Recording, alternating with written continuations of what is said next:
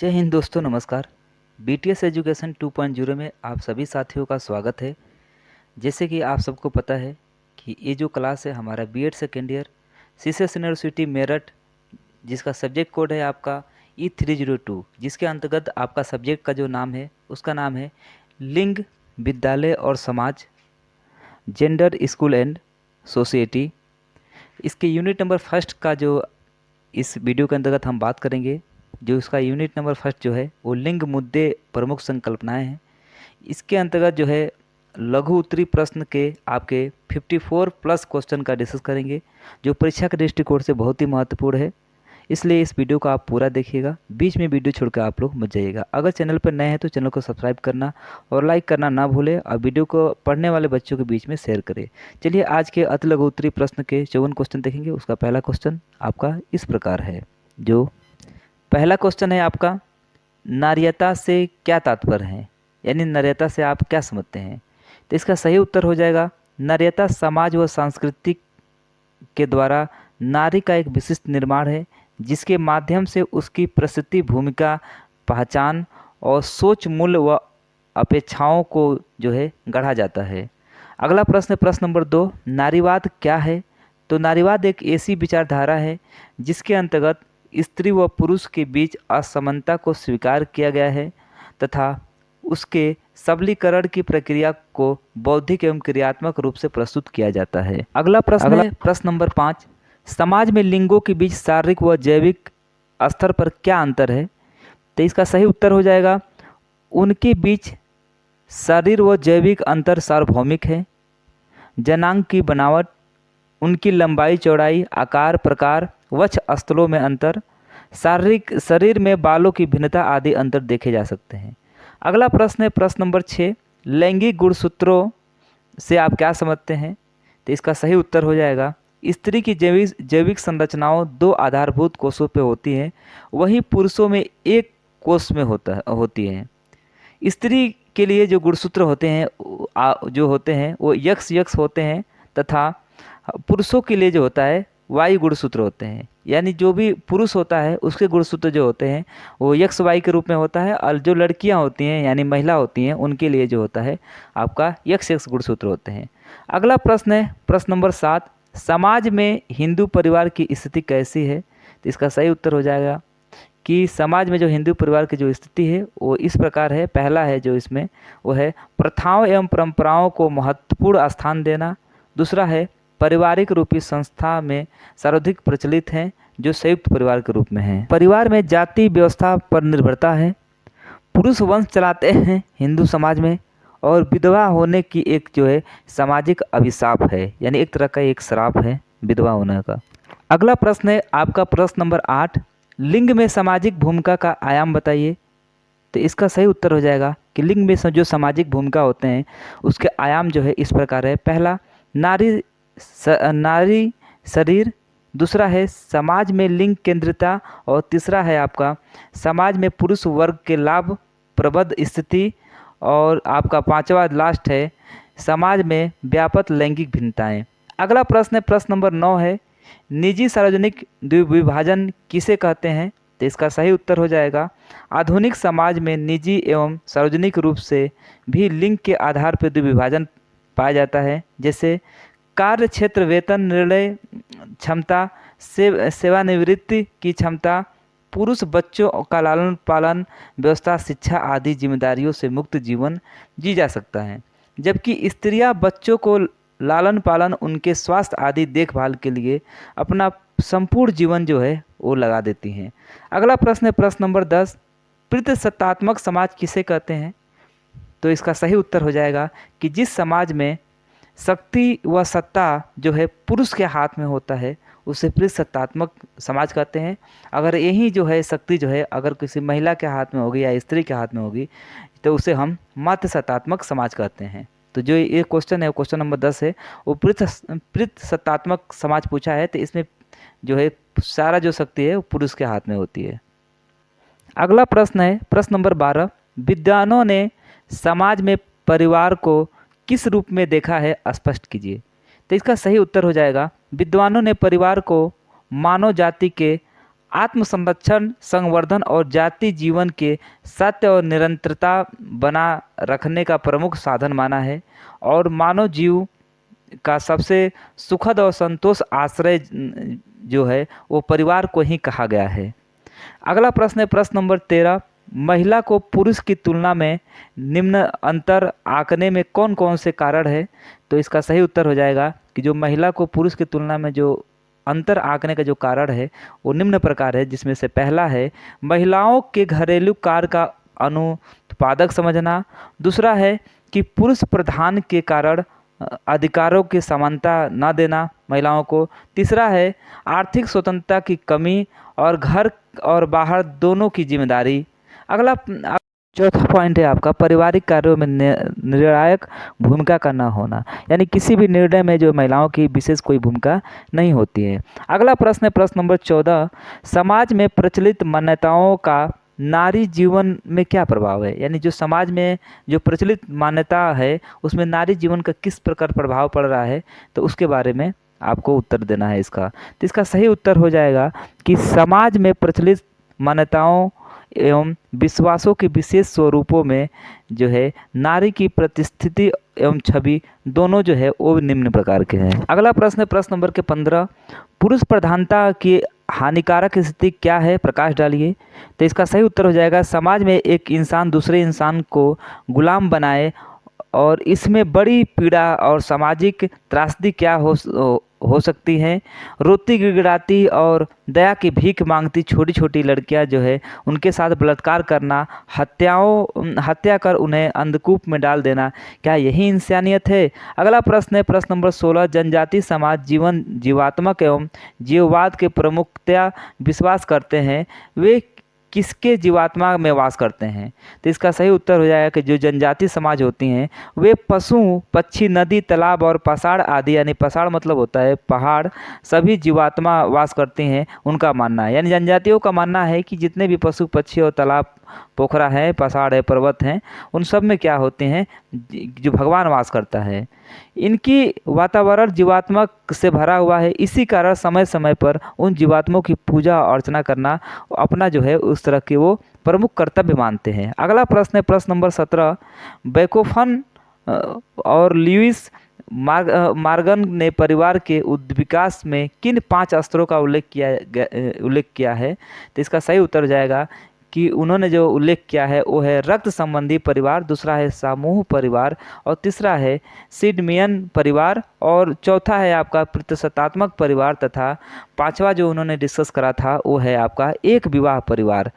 अगला प्रश्न है प्रश्न नंबर के 18। इसका जो है प्रश्न है आपका जनजाति समाज में महिलाओं की प्रतिस्थिति कैसी है उसको स्पष्ट कीजिए।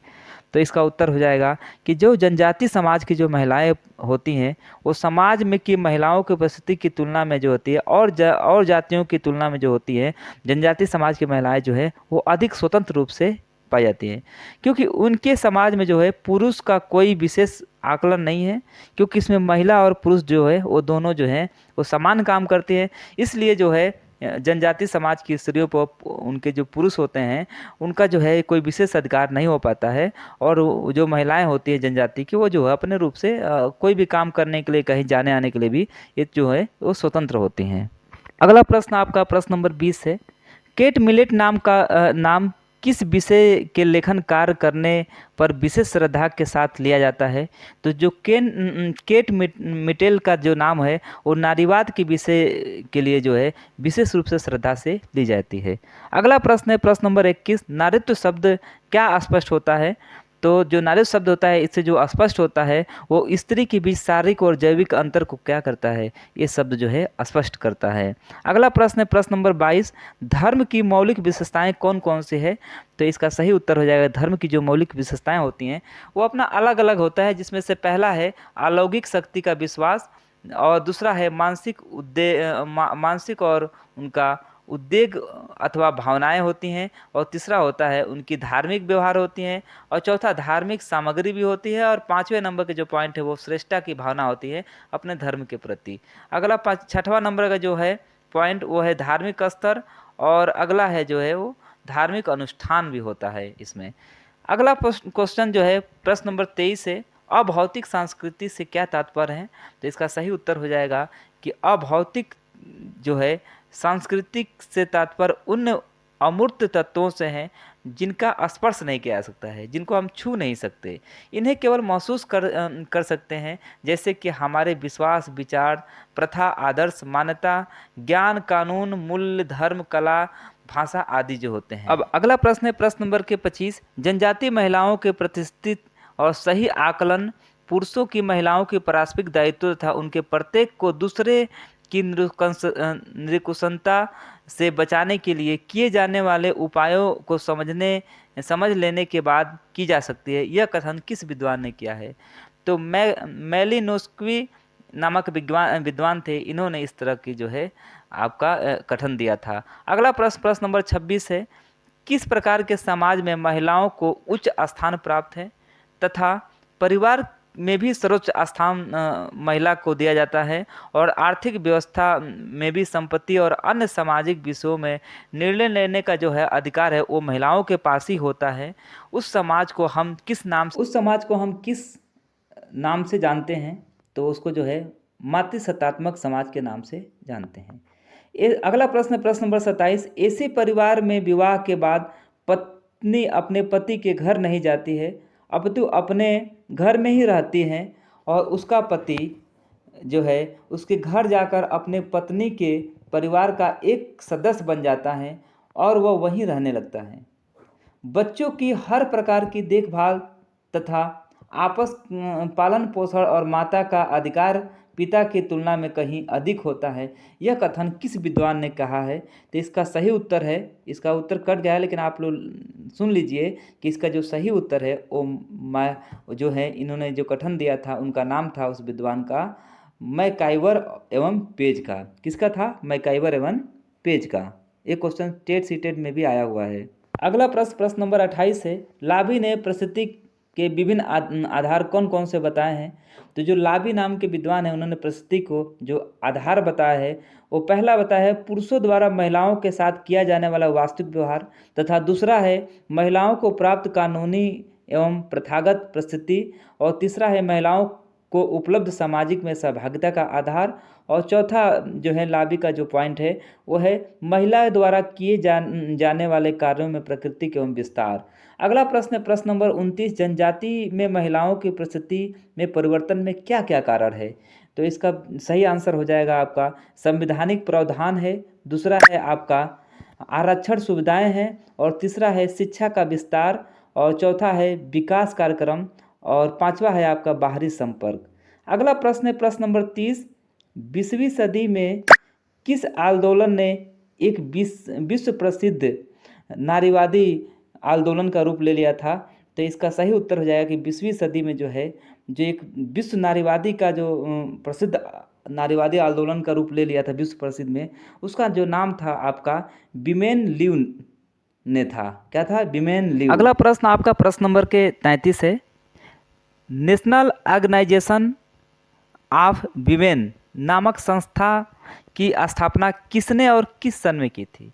तो जो नेशनल ऑर्गेनाइजेशन ऑफ विमेन की जो संस्था थी वो जो है बेटी फ्राइडन नामक विद्वान ने सन 1966 में किया था। अगला प्रश्न है प्रश्न नंबर 34, बहुत ही ज़बरदस्त क्वेश्चन है, सेक्सुअल पॉलिटिक्स किसकी पुस्तक है? तो केट मिलेट की पुस्तक है। केट मिलेट की पुस्तक है। ये क्वेश्चन अक्सर जीएस वगैरह में भी आता है, कोई भी आप एग्जाम दोगे तो उसमें भी आते हैं, सुपर टेट वगैरह में भी आने की चांस रहती है इन सब क्वेश्चन का। अगला प्रश्न है प्रश्न नंबर 35, किस समाज में स्त्री को पुरुष की अर्धांगिनी कहा गया है? तो हमारा हिंदू ही समाज है जिसमें पुरुष जो है अपने पत्नी को जो है अर्धांगिनी समझता है। अगला प्रश्न नंबर 36 है, परिवार एवं समाज में लिंगों पुरुष अथवा स्त्री के बीच जो है शारीरिक जैविक अंतर कैसा होता है? तो इसका सही उत्तर हो जाएगा प्रश्न नंबर 36 का जो है परिवार एवं सामाजिक लिंगों के में जो पुरुष स्त्री के जो बीच जो शारीरिक जो जैविक अंतर होता है वो सार्वभौमिक होता है। अगला प्रश्न है प्रश्न नंबर के 37, धरती पर अधिकार के लिए उत्तरदायित्व एवं देह पर अधिकार के लिए विवाह का संस्था अनिवार्य हो गई है, जो है यह वाक्य किसने कहा है? तो ये जो प्यारे वाक्य जो कहा है कि धरती पे अधिकार के लिए उत्तरदायित्व, यानी उसके जो उसके पिता का पुत्र होता है उससे धरती का अधिकार हो जाता है, तथा जो है विवाह जो है एक ऐसी संस्था है जो किसी के देह पे, किसी के शरीर पर अधिकार कर लेता है। तो ये शब्द जो है अरविंद जैन जी ने कहा है। कौन कहा है? तो अरविंद जैन ने। इसका क्वेश्चन नंबर आपके 37 का सही उत्तर हो जाएगा अरविंद जैन।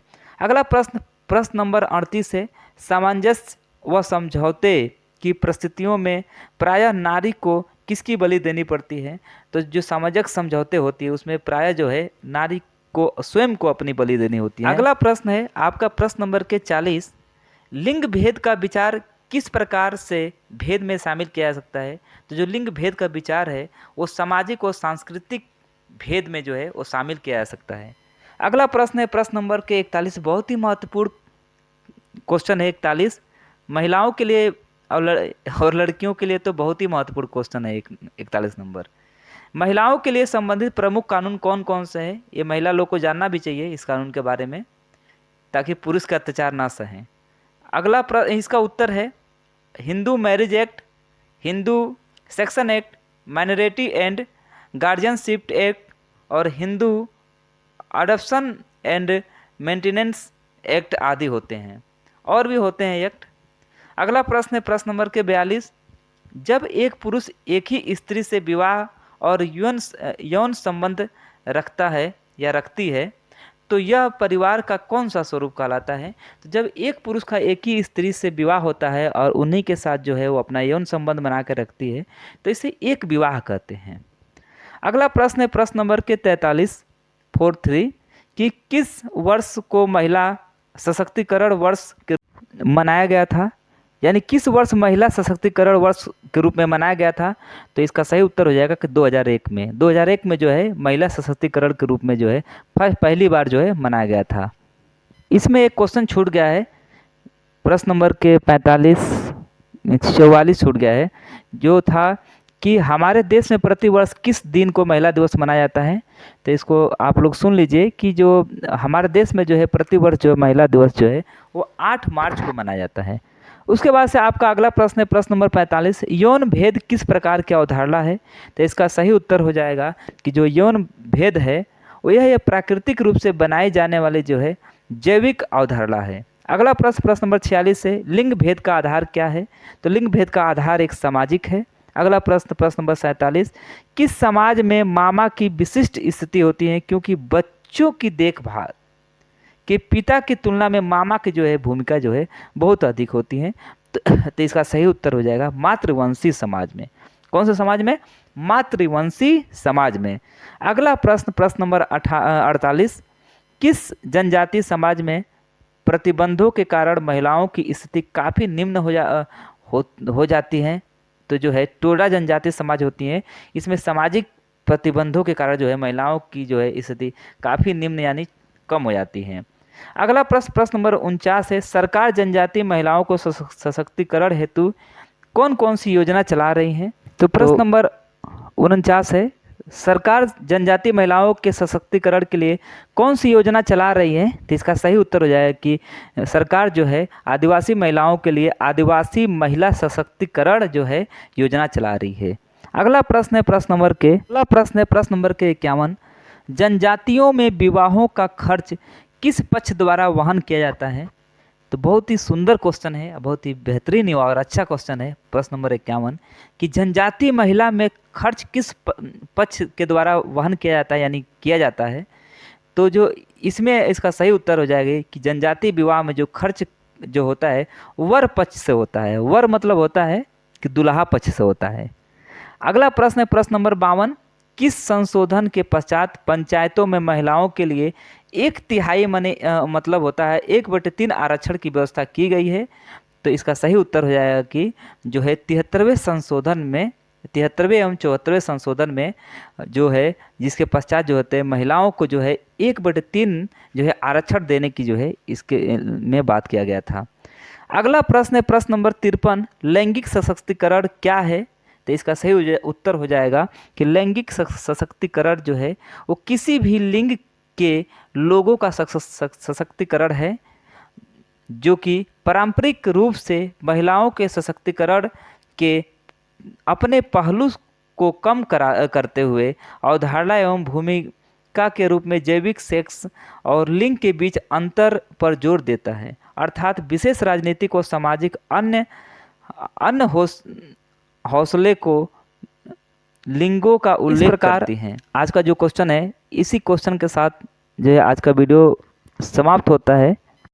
और साथ में आप सभी बच्चों को, जितने भी हमारे प्यारे साथी हैं, अगर आप लोगों को वीडियो अच्छा लगता है तो चैनल को सब्सक्राइब भी कर लीजिए, क्योंकि वीडियो बनाने में बहुत मेहनत लगती है।